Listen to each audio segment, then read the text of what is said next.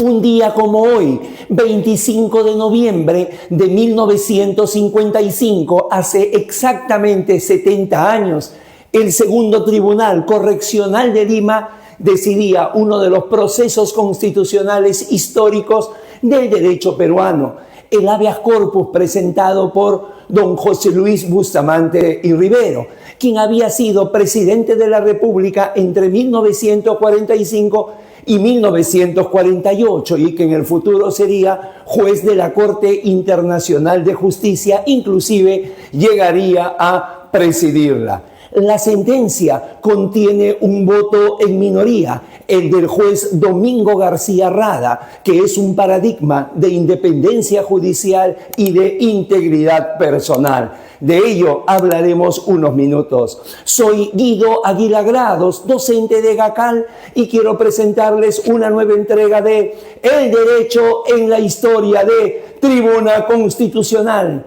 El habeas corpus de Bustamante y Rivero, Domingo García Rada, paradigma de juez constitucional. Bienvenidos.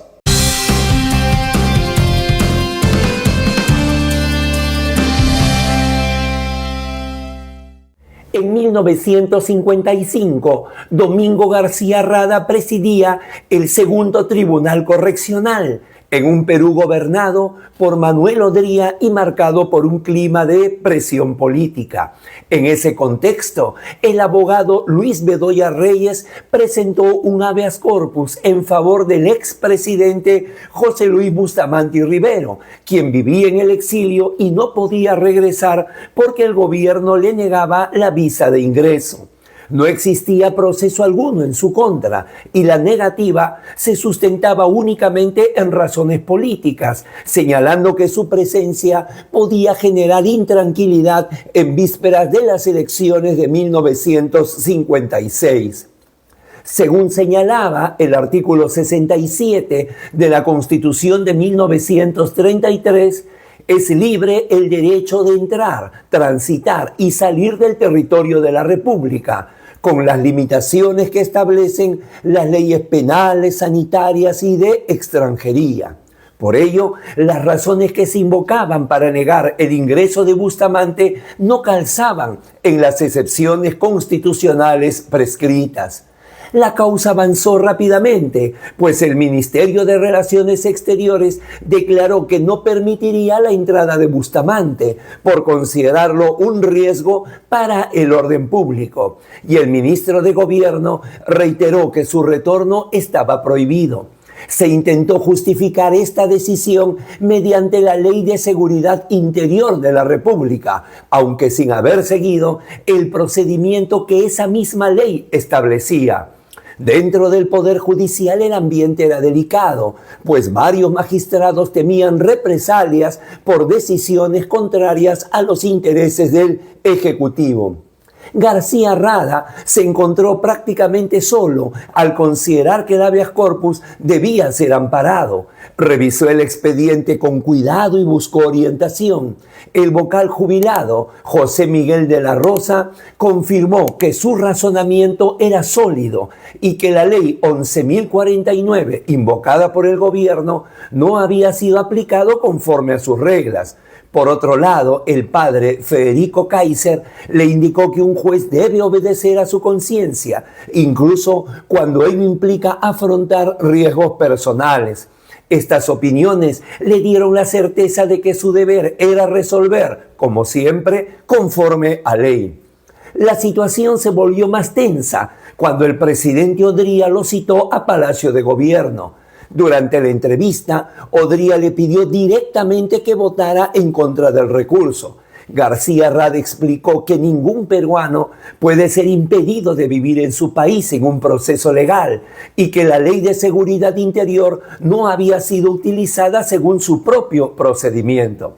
El presidente insistió y llegó a advertirle que no perdonaba a quienes no lo servían. Aún así, García Rada mantuvo su posición. Pospuso unos días la emisión del fallo para evitar que coincidiera con un momento de tensión política. El tribunal finalmente emitió su decisión el 25 de noviembre de 1955. Por mayoría, los vocales Octavio Santagadea y Pagador Blondet declararon el recurso improcedente, afirmando que la Ley de Seguridad Interior otorgaba al gobierno facultades preventivas suficientes para restringir el ingreso de Bustamante.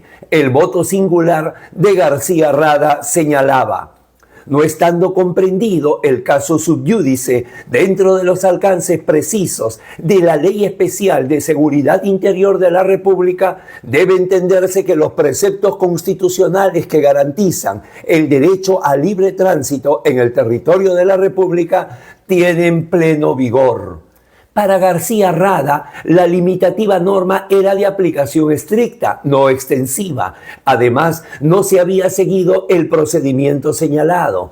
Por último, sostuvo que no existía delito que prevenir, pues la publicación del manifiesto político de Bustamante era un hecho concluido. Por estas razones, concluyó que la negativa de permitir su retorno era arbitraria y que el recurso debía declararse fundado.